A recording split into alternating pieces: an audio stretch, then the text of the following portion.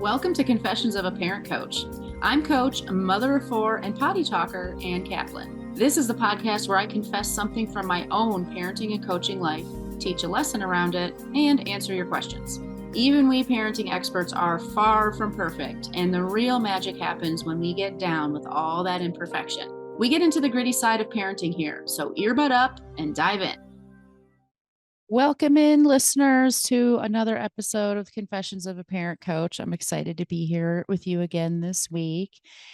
And today, what I want to talk about is something you already saw from the podcast episode description, right? Coercion versus connection. And I'm going to talk about this. I mean, this coercion versus connection is a topic we could be talking about in pretty much every single arena of parenting. Every single moment you have with your child, you could be thinking about, is this a coercive moment? Am I trying to coerce my child, get them to do something, achieve a goal? Do I have an agenda here? Versus am I connecting with my child? So, I mean, you could just literally walk around all day today with this question, coercion or connection? In your mind, and you will probably like up level your parenting by like a million clicks. But today I'm focusing in on something that so many of us do, not just with our kids and myself included. It's a confession time, right? It's stepping into the confessional here because I want to confess to you something that I used to do constantly. And if I'm not careful, I find myself still doing, not just with my kids, but this is a parenting podcast. So we're going to talk about how I do it with my kids. When my kids tell me what's going on in their lives, so whatever, like maybe my daughter tells me, this boy, she's really interested in, but, they were messing around and something happened that she didn't think was okay or whatever. My first instinct, and I bet you probably have felt this too, is to share a story from my past where something similar may have happened to me. I want to say, you know what? I remember when I was, starting to make out with boys and I felt this and I felt that. And, here's what I did. And, maybe that will work for you. Oftentimes, telling a story from ourselves is a terrible idea as a parent. And I would actually say most of the time, most kids do not feel seen and heard by hearing a story about you. And it might be that when you are coming into that moment to share that story, you are actually coming to it from an energy of connection. Like, oh, I totally get you. Something similar happened to me. Here's my similar story. You're not alone. But I want to push on you a little bit and get really honest, because I can tell you that when especially in this example, I love that this is where my brain landed because it's a great example. Because if any of you were listening to me talk about my daughter fooling around with a boy and felt super squirrely, felt that little pit in your stomach of like, ew, gross. I don't want to even think about my kids doing that or a child doing that or whatever. I get it. I don't love it myself that my kids are of the age of exploring that area of their lives. It's kind of uncomfortable, a little bit icky, whatever. It's normal to feel that way. And so I can tell you my instinct when I share that story might be to help my daughter feel seen and heard, but it's so that she will take a lesson from my story so that I can say, I remember when I was your age and, boys tried to do stuff with me that I wasn't ready to do. You know, didn't feel comfortable saying no. And I really regret that now. And I really wish that I would have stood up for myself and understood that it's okay to hold a boundary with a boy and that no is a complete sentence. And oh, wow, what do you know? Here I am. I accidentally just climbed up on this soapbox, didn't I? Now we're going to have a whole conversation about consent. That's what I really want to do in that conversation. I have an agenda. I might think that my goal is connection, but actually my goal was coercion.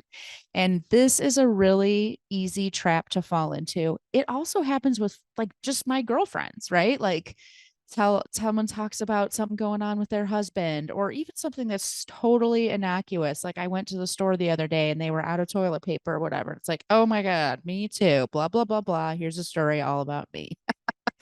And it feels really great for the storyteller because it feels like we're really connecting. But almost always, Hearing somebody else's story does not make you feel seen and heard. And I'm going to talk to you today about when it is appropriate to tell stories about ourselves and how to really try to stay in that connection place. And the answer to both of those things is actually one and the same. So, when is it appropriate for us to actually use our own storytelling as a connection tool and a parenting tool? Is after we have completely heard our child's story, after we have asked great questions about our child's experiences and emotions and thoughts, after we have validated the emotions and thoughts that our kids have shared with us, after they have shared as much as they want to share about that story, is the number one. Have you actually heard their story before telling your story? Number two, after we receive permission or an invitation to share our story. So, obviously, this might not work with your girlfriends at book club, but I do think that it works very well with children to say, something similar happened to me once. Let me know if it would be helpful. I'd be happy to tell you about it. Or, I've been in similar situations too. And, you know, let me know if you have any questions. Really at offering, this is a totally okay thing for you to not be interested in, child of mine. And I want to stress that I am only saying something similar happened to me. Would you like to hear about it? After I have listened to my child and said all the things. Thank you so much for telling me that. What else do you want me to know about that? What other details am I missing? How did it feel when that happened? What did you think about it when that person did that? Blah, blah, blah, blah, blah, blah, blah. Now, this is the downside of me using an example that might be a little bit of an intense, like high stakes example, because this works. This is for everything. It could be like, I had a really great time at school today and I loved playing on the jungle gym. Oh my gosh, I used to love the jungle gym when I was a kid. Shut up. First ask questions, first validate. Like, I'm so glad you had such a great day today. What do you love about the jungle gym? What made your recess the most fun? Did you play with friends? Who did you play with? Blah, blah, blah, blah, blah. What else do you want me to know about your day? And then say, I really loved the jungle gym when I was a kid too. I actually have a few memories about recess. I'd love to tell you about them if you're interested. You see what I did there? So those two things are clutch. You have heard all the way to the very bitter end your child, and your child has expressed that they really do want to hear your story. And what I meant when I said, doing those two things is really the answer to both of these questions. When is it appropriate? And, when do we use these stories and how do we use them? It's the same answer. And what I mean by that is if you have actually listened to your child, validated their emotions, asked great open ended, empowering questions, really heard your kid through, and, basically invited your child to hear your story, by the time you tell your story, you will be in the second state, the second metric that I think is important when we're sharing stories. You will be much more neutral and grounded and connected to your child so that you can share your story from a place of connection, not from coercion. Because what happens when go back to my like makeout session example, what happens when our kid is telling us this makeout story? Oh no, I'm very nervous. I don't even know if I want to hear what I'm about to hear. I don't know what I'm about to hear. I don't like this, all of that stuff. My nervous system is really in this place of like, I really want to like put a damper on this behavior and protect myself from all these uncomfortable, squirrely feelings that are coming up for me right now. But if I force myself to sit in stillness and listen to my kid as much as I can. And I also want to say, like, if it's something that you can't sit in stillness about, that you can't validate your child's emotions, that you can't, um, ask great questions and have a connected conversation, that's totally okay. All of the other stuff that you've learned from me, taking space, saying, I'm really too upset. I can't actually talk about this right now. All of that stuff is totally still on the table. And also, it's definitely not a time for you to share your personal story yet. But if you are able to do all of those great things, listen, do the reflection, do the validation, ask the questions, hear your kid out. By the time it comes to your turn to share, you are in a very different energetic state. You have already calmed yourself down. Your nervous system is not in like, oh, problem solving. We need to take action. Let's like put a damper on this or steer this in the right direction. All of those vibes have kind of had a chance to just simmer down a little bit. But definitely still check in with yourself. And if you're like, okay, I'm really still hoping that by the end of this conversation, my kid's going to have an epiphany or make this amazing realization or change their minds or act differently, you might say to yourself, like, I don't think I can tell this story from a place of connection. I can only tell it from a place of coercion. And it's okay. The other time that I think it's very appropriate to tell your story is when your kids ask you. So I have definitely been asked some uncomfortable questions by my children, and I bet you have too.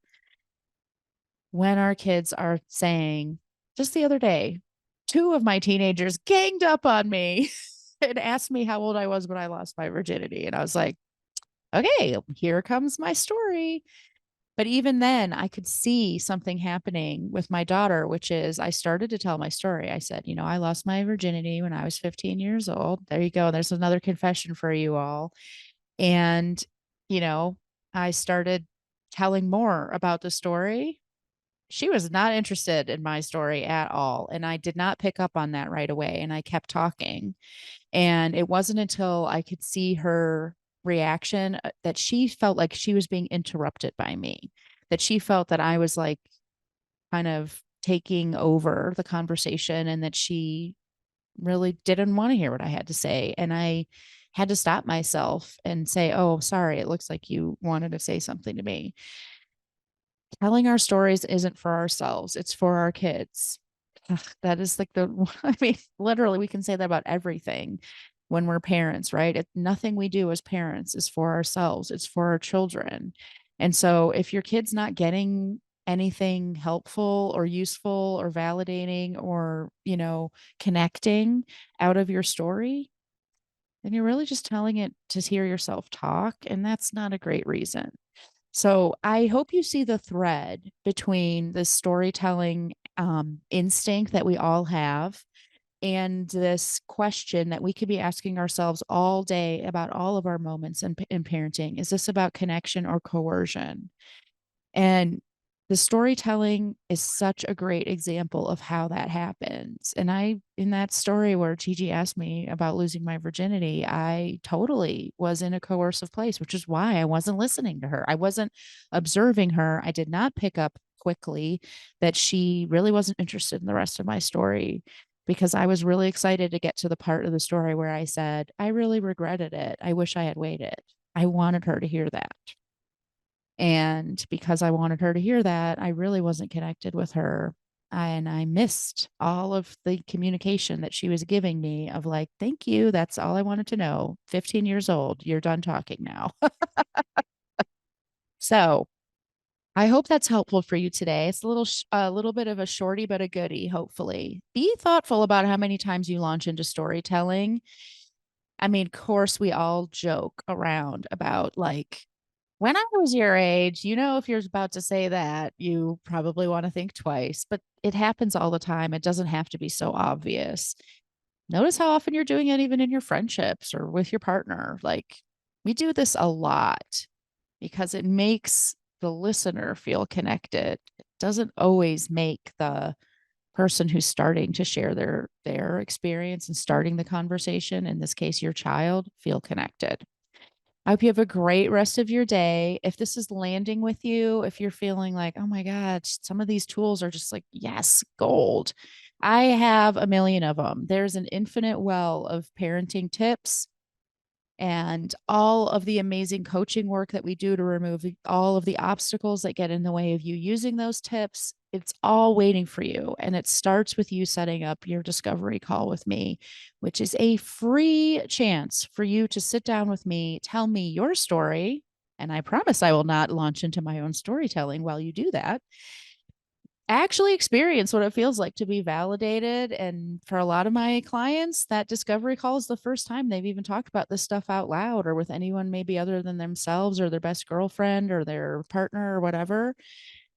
And hear my response, hear my feedback, get some direction, get some clarity, feel ready to do something proactive about things, and some help to actually help you realize your parenting dreams.